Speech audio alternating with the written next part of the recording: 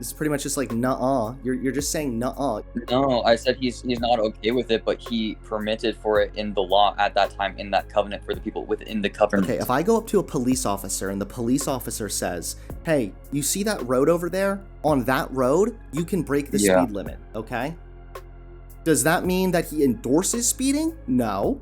Does it mean that he was okay with me speeding on that road? Yeah. Yeah, that's the principle that I'm saying right here. So God was okay with slavery. No, he allowed for it. He wasn't okay with it. It's imperfect. God is not. He's not going to settle for anything imperfect. Except slavery. That's why there's progressive revelation. Except slavery. My dude, you're not willing to bite the bullet that God was okay with slavery. You didn't even win that point, so I'm not going to concede to something that you didn't even win. You failed. Wait, did you not agree that if a police officer tells...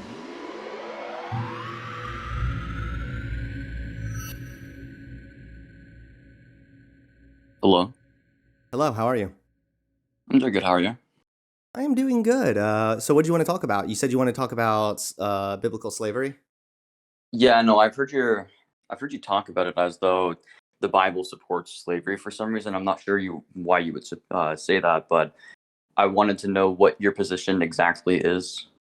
So I understand that there are forms of slavery that the Bible talks about, some of which is like debt slavery and whatnot. But Yep. the problem is that God said you can get slaves and that you can beat them. That's where I start to have an issue.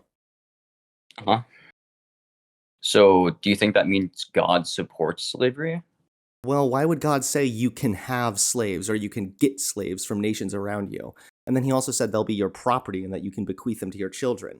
Yes, that's what that says. Because it's an imperfect covenant. The old covenant wasn't perfect. Okay, but God was always perfect, right? Yes, God is perfect. Okay, so if God is always perfect, then why was he okay with something like slavery?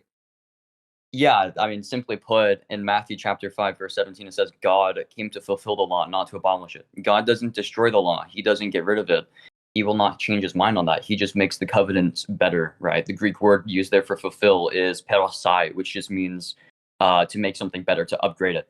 So So the old covenant supported slavery. No, because God doesn't support slavery. Okay. I don't know. I mean, God didn't support eating shellfish, and he told the people not to eat shellfish. Why did he not support slavery but tell them they could get slaves? It's not like the old covenant doesn't support eating shellfish. It's just that at that time that was spiritually damaging for those people, and so they couldn't do that. But it wasn't spiritually damaging to own other people as property. Yeah. I mean, there are things which are imperfect in the old covenant. I'm admitting that. Yeah, it's not the ideal form of an economy, but it's what was present in ancient economies. It may have been, but did they really need that in their own economy? Because they had to go to nations around them to get slaves specifically. Yeah.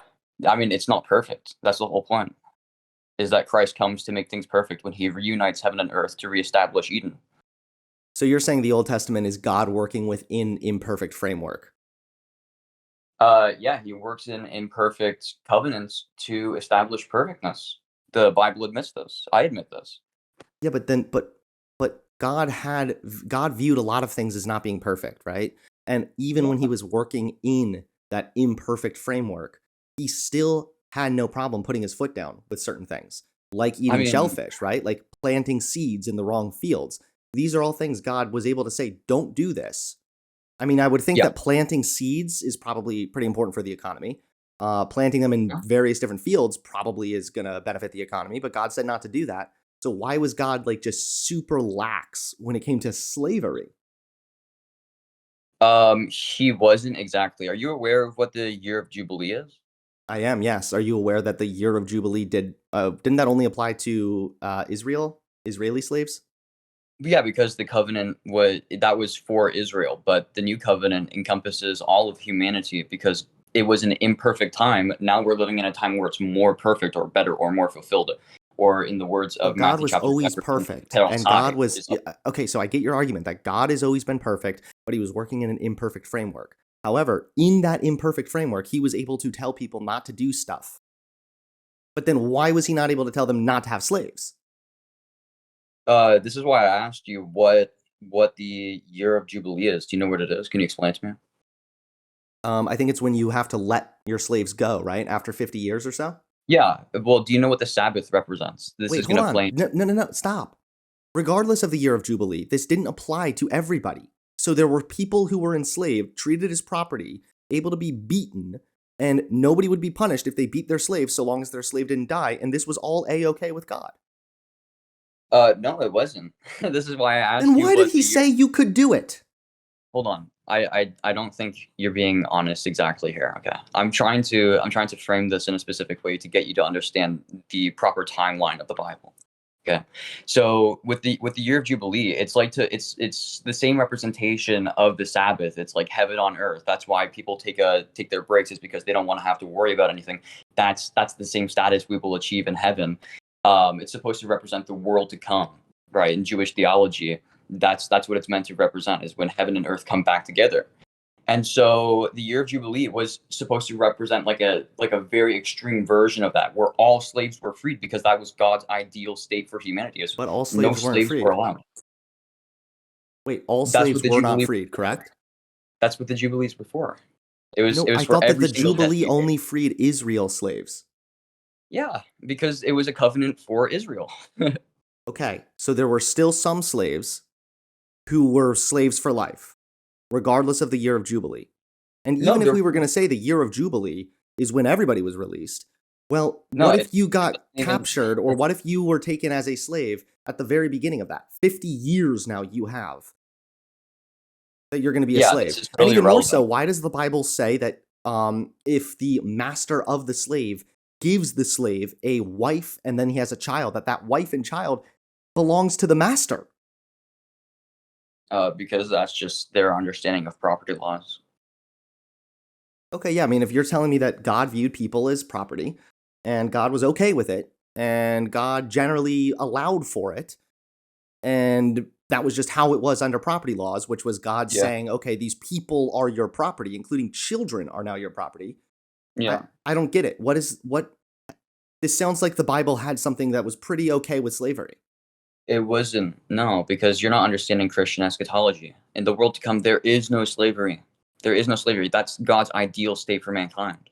Okay, I got it. Yeah. So how is that God supporting slavery? It's Him working within something that He admits is imperfect. Because God already was able to step out of this imperfect framework when it came to other issues.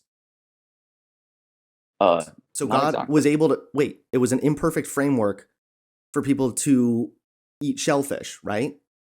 But God came down and said, Um, don't do that. And then God said, don't wear mixed fabrics. And God was able to are say, you don't aware plant of your why seeds here. those? So Are you God aware was of why already those able to work circumstances? outside of He this also noted imperfect that I am an framework, ape which and I should I, go F myself. so God was already able to work outside of this imperfect framework, except for when it came to slavery. No. Those laws still apply to some extent. Like the shellfish thing, or not mixing those fabrics, there's a spiritual component to which that applies to us. Well, The that I covenant is thought was fulfilled, not specifically abolished. done away with in the New Testament. No, hold on, wait, Hunter. This stuff needs to be worked through. It has a lot more nuance than you're giving it credit for. Those things still have principles that apply to us. Jesus says, "I have not come to abolish the law; I have come to fulfill it, make it better." Right. So those principles still apply, just in a spiritual sense. Don't mix things that don't mix together. That's how that works. That's what it means for us. Those were specifically for purity within the temple. But now, since we are all in the priesthood of Melchizedek, as the Bible says in First Peter, we are all cleansed. We can all enter into the church, the sanctuary of the church, and that wasn't possible for them back then. So they had to maintain those sort of purity laws, because God's holiness was so holy for them that they would have literally died if they were in the presence of God unclean. I get that. I understand that. So God had wanted them to remain pure. But like, why was not having slaves included in being pure?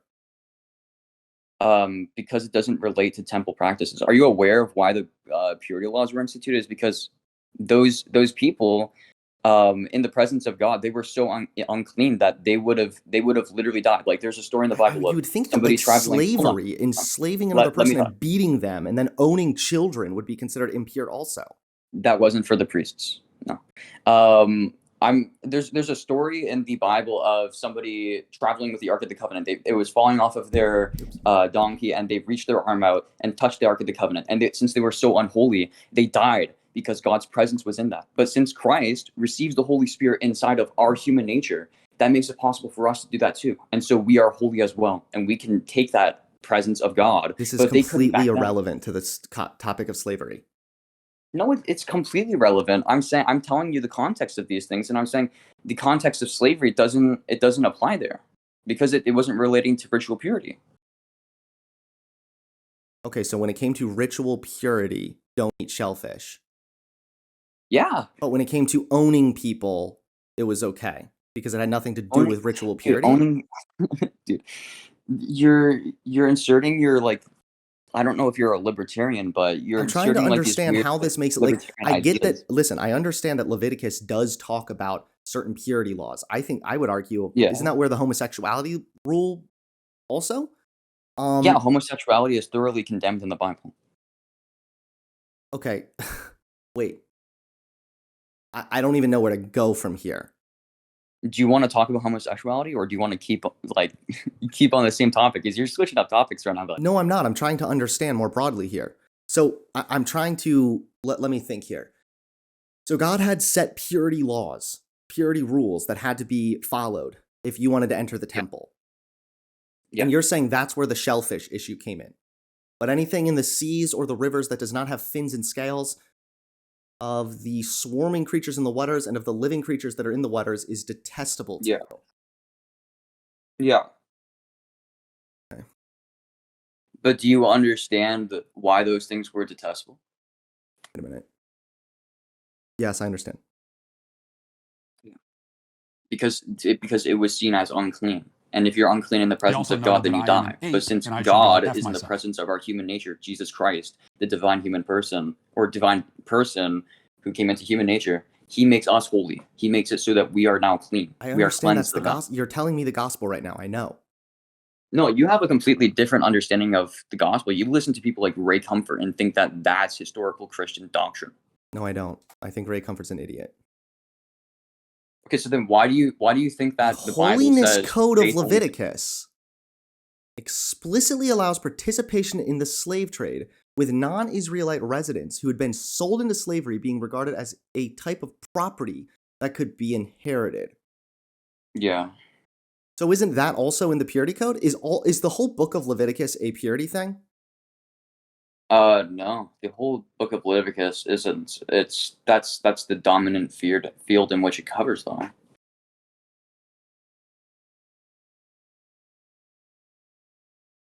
The book of Leviticus. I'm just gonna have to look this up because I hold on. There's messianic prophecy in Leviticus as well. It talks about 490 years that Daniel later talks about. It deals with prophecy, it deals with laws, it deals with the Mosaic law, the Levitical priesthood. The Levitical priesthood, those are the only You're right. It's not the whole thing is not just about that. Yeah. Let me find with a slavery verse. 25. Let's see. The Lord said to Moses, "Speak to the Israelites and say to them," blah, blah, blah. "Your male and female slaves are to come from the nations around you. From them you may buy slaves. You may also buy some of the temporary residents living among you and members of their clans born into your country, and they will become your property. You can bequeath them to your children as inherited property and can make them slaves for life, but you must not rule over your fellow Israelites ruthlessly." Yeah. And just a quick side note, it was because those people were in the covenant. And since Christ expands that covenant and makes the covenant more perfect and encompasses all Christians, you are not allowed to own other Christians now. He also noted that I am an ape and I should go F myself. When you talk about the purity thing, when wasn't the Levitical purity law only from a certain amount of verses in Leviticus, right? The purity law, what do you... Hold on. Can you please rephrase this? I did not. Yes, I'm sorry. I'm trying to look this with this in time. Leviticus details various rituals and commandments in order to preserve this physical purity. What part? Basically, I'm trying to understand what part of Leviticus was the purity code. Part of it was the purity code? Yes, it's all like over that. The whole thing? It's just like spread throughout it. I mean, I can't give you like a specific this chapter to this I chapter mean, concerns Leviticus these thoughts. 19:19? Is that the purity code? Are you referring to the homosexuality one, or what No, are you it's talking about? prohibiting wearing wool and linen fabrics in one garment. Yes, that's concerning the purity laws. And Leviticus 25 wasn't. It's 25. What are you referring to? Leviticus chapter 25, purity law.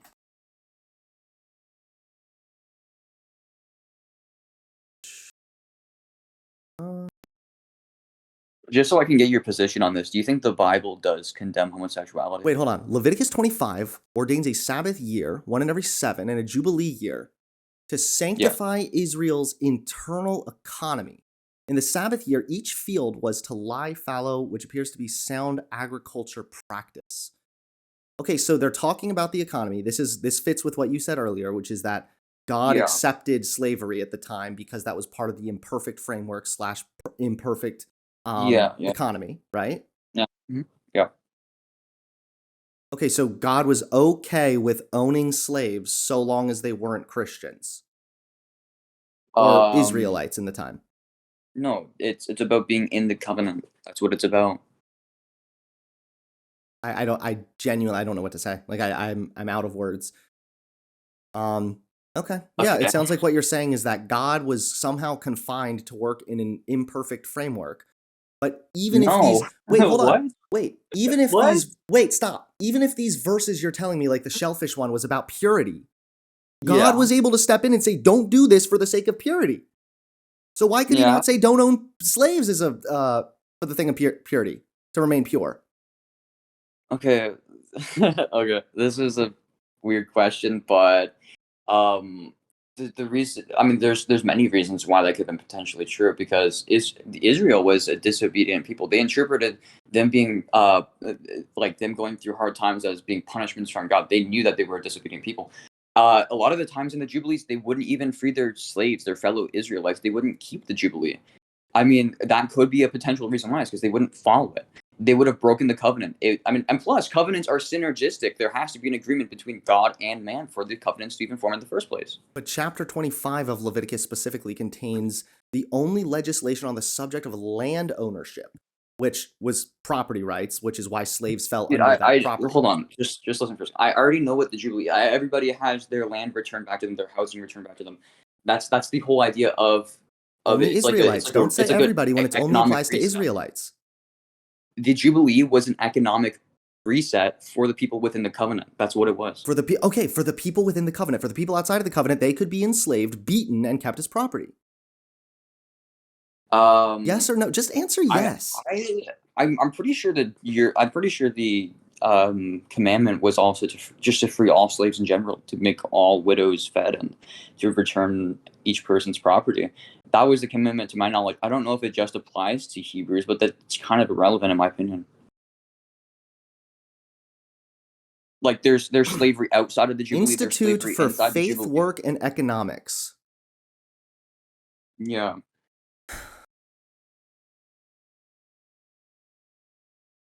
Um, How much of the Bible have you read?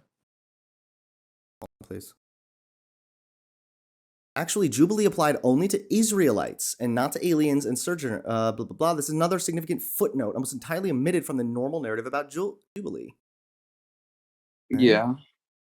There was no redistribution or return of the land to foreigners, and foreign slaves were not freed at Jubilee. Uh-huh.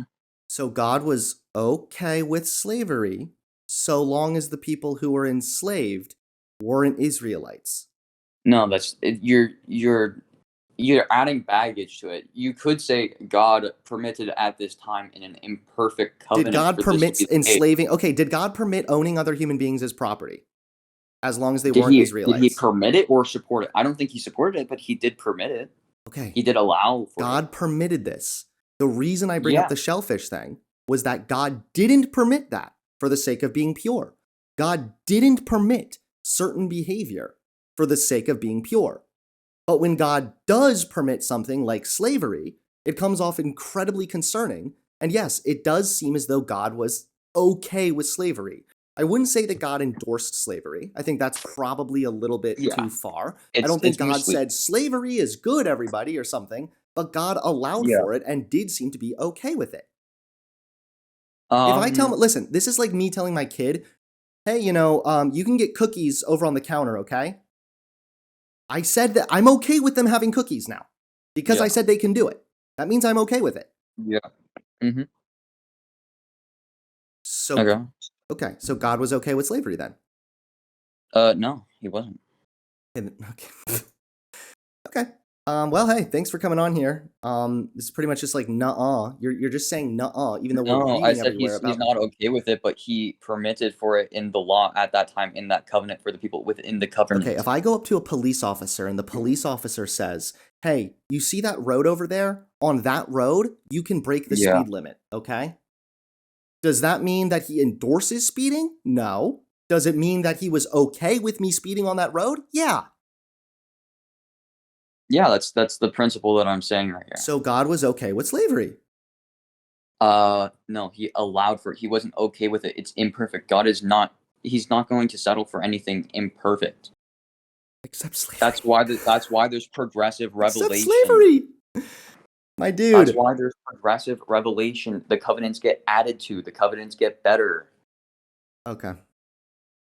It's like you agree in every other circumstance and every other example I give you, it's okay with something, but not you're not willing to bite the bullet that God was okay with slavery. You didn't even win that point, so I'm not going to concede to something that you didn't even win. You failed. Wait, did you not agree that if a police officer tells me on that road over there you can speed, does that not mean the police officer is okay with me speeding on that road? Dude, there's such a big difference between laws for sanctity. Those laws were done for the sanctity of the people. Right? That doesn't concern those sanctity laws don't concern slavery or economy. You're like weaseling out of this right now. I'm not. It's if just, somebody told me that if a police it's officer told me it's okay to speed on this road, bro, it's disanalogous. It doesn't work. How does it not work? Please. Because the cop doesn't care about sanctity laws. The cop is not going to enforce those. What does sanctity laws have to do with owning slaves? That's exactly what I'm saying. It's disanalogous. You're saying, okay, God could condemn eating shellfish at this time for the I recognize that you're saying the shellfish thing was specifically for the sake of obtaining purity, but God also said not to mix fabrics, and that wasn't under the purity code in my understanding. So your example doesn't work because you said God could condemn these things, but he didn't condemn all of slavery at all times, at any times. Right, but I'm saying it's disanalogous because the thing that he did condemn wasn't concerning economy; it was concerning something for a specific time. So God was okay with slavery at a specific time. Hold on. It's disanalogous, and it at doesn't a specific work. time. Was God okay with slavery? No, no, he wasn't. Okay. God is unchanging. God does not. Bye. I'm not. I can't do it. Okay, I can't keep doing the Patrick Wallet meme.